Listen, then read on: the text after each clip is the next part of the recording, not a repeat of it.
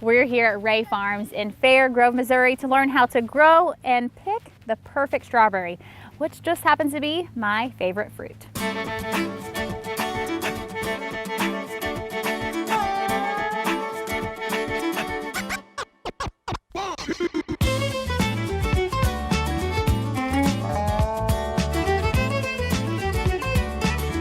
So I think it was 5 years ago you said you were done with city life and you came out here to Fair Grove. Take me through that process.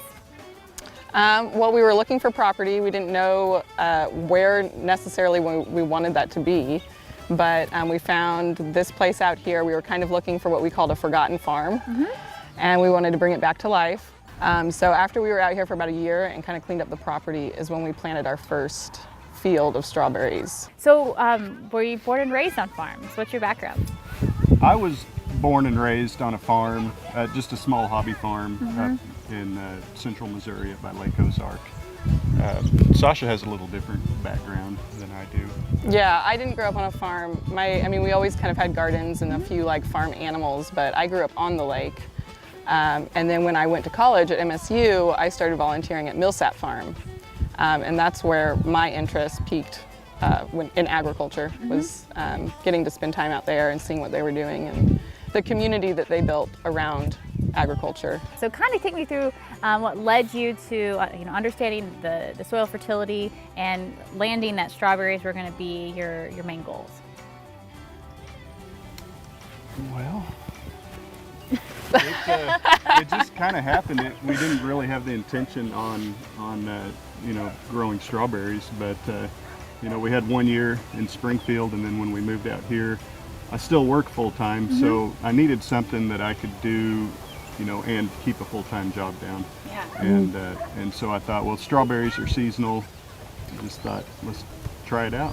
Well, let's go, instead of just talking about strawberries, let's go see them. Okay. All right.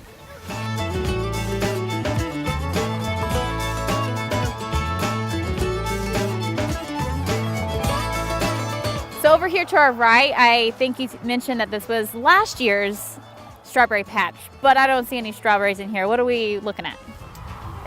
So we're rotating our fields, and in between strawberries, we'll plant a cover crop. Right now we have ryegrass and turnips. After we turn over the strawberries in the field, I'll plant a sorghum mix, just as a crop that'll grow quick that I can turn back into the soil and give a lot of organic matter and nutrients back to it. What is the ideal soil type growing strawberries? Really, you want a sandy soil that's well drained, because strawberries are real susceptible to fungus in the root system and leaves. But as far as soil goes, the best I can do is work organic matter into it and try to put as many nutrients back in to help with that. Well, let's go see this year's crop. Okay.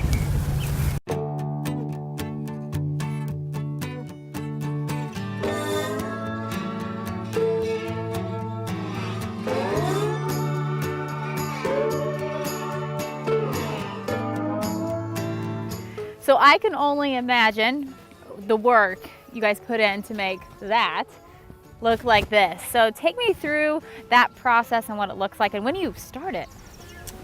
It'll start about June, really. It's probably mid-August.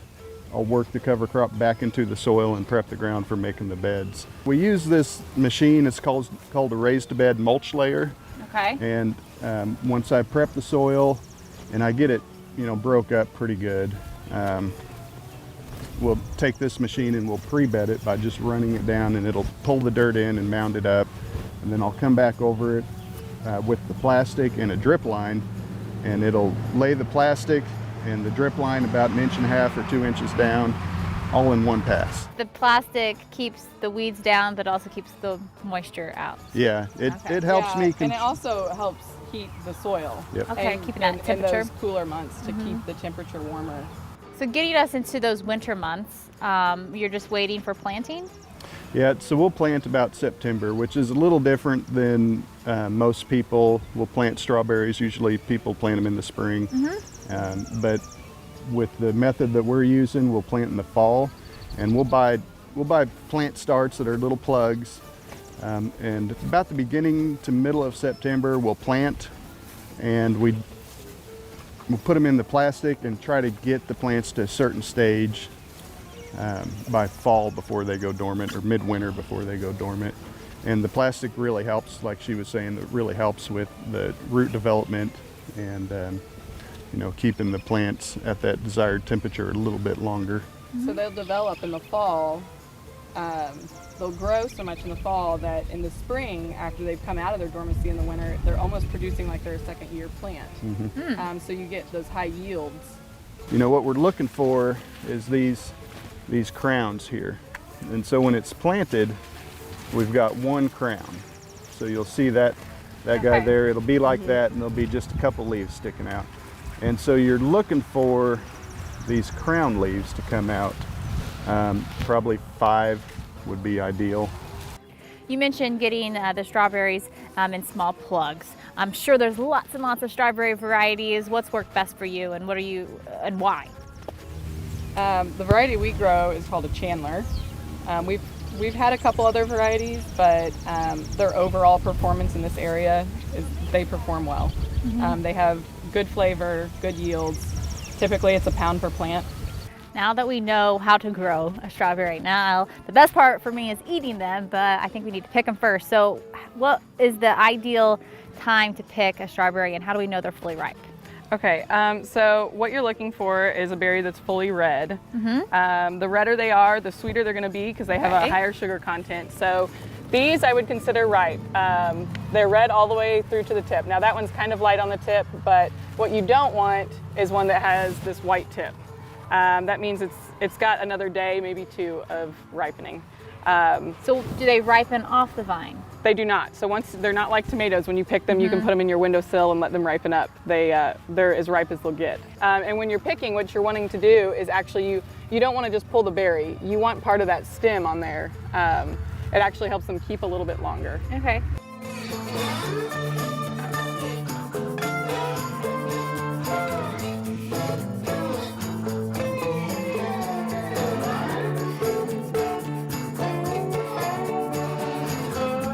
You're a consumer-facing business, the consumer side of agriculture. So there's got to be a lot of education that you guys are able to share with people, not just about how to grow a strawberry, but just what it means to the rural lifestyle and what it means to know where your food comes from.